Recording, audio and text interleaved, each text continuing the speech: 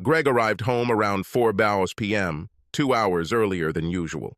He discovered that his wife, Georgia's car was not in the garage, which was unusual since she was a high school teacher and was returning home around 3 p.m. They had been happily married for 9 years and were planning to celebrate their 10th wedding anniversary at a club next door in 2 weeks. Almost all of their close friends and relatives were invited to the celebration, and they both put a lot of effort into preparing everything. After waiting another hour, he began to worry that something bad had happened to her and called her. Her phone went to voicemail, and he left a message. "Hey, baby. I came home early to help prepare favors for the guests and found the house empty. Since you usually leave me a message when you stay late, I'm worried about you. Call me ASAP. Love you." He was about to call her teacher friends when he heard the garage door open. He opened the garage door and saw her getting out of the car. "Where have you been?" "I was so worried." "Why are you home so early?"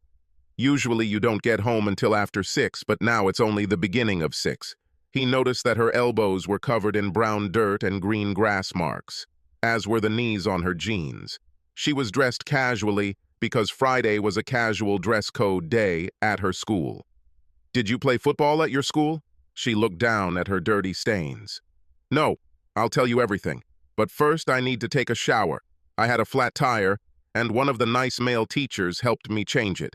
It's in the trunk, so maybe you can take it out and fix it later. Tony said there was a nail in it."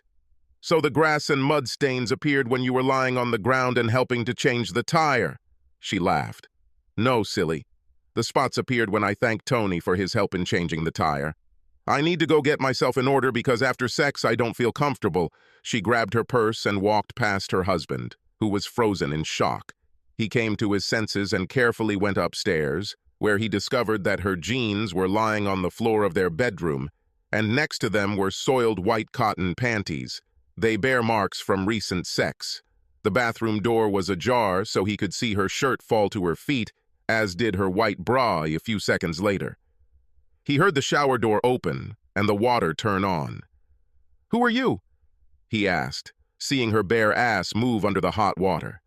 He was again shocked to see large red handprints on her white buttocks. It was obvious that someone had spanked her. "How did these marks end up on your butt?" "It's me, your wife.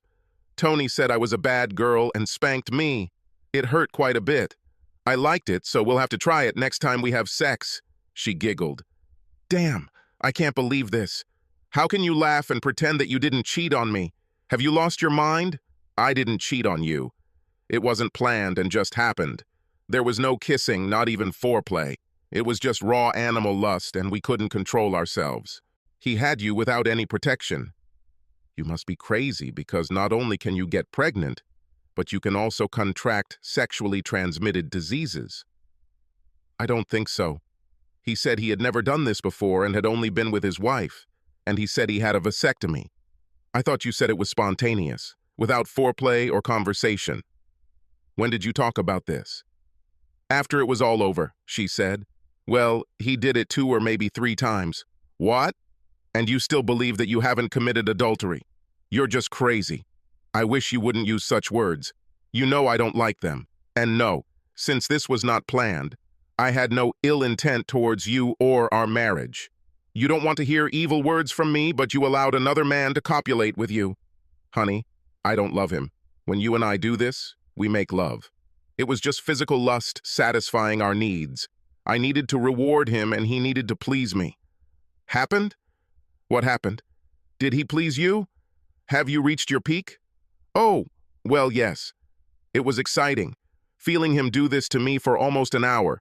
Of course, I peaked several times, so don't think we'll be doing it tonight. It hurts too much, and it actually feels like he stretched me out, so I probably won't even be able to feel you.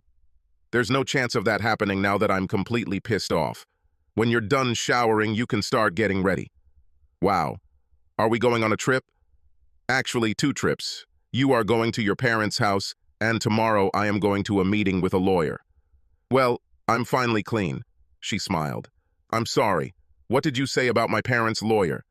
"I'm saying I'm kicking your cheating ass out of my house and I'm going to divorce you. Do you need help?" "But baby, it doesn't mean anything to me. I've done this before, and you never complained. What? Remember a few years ago when your friend Tom helped me paint the downstairs bathroom? I told you I was going to reward him. Reward him?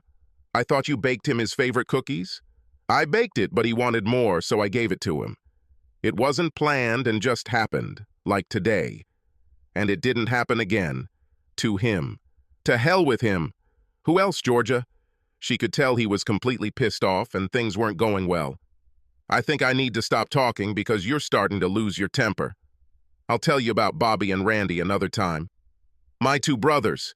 You bitch is a liar. That's all. Get dressed. You have 10 minutes to gather your stuff and get out of my sight. Greg, you're being unreasonable. I never kissed any of them, and none of them ever saw my bare breasts. It was just rough animal sex. Ah! He shouted before he turned and ran out of the room. She sighed and went out to get dressed. I guess I'd better not tell him about Preacher John and the headmaster, Mr. Wilson. I heard it! They got divorced. Greg beat the crap out of his two brothers and never spoke to them again. Yes, his friend Tom's face collided with a baseball bat, and he lost an eye and 5 teeth. Poor old Mr. Wilson was found unconscious, drunk and naked on the floor in the middle of the gym. The preacher, well, he confessed to the parishioners and retired for a long time. Georgia, let's just say, is still handing out cookies and living with her parents.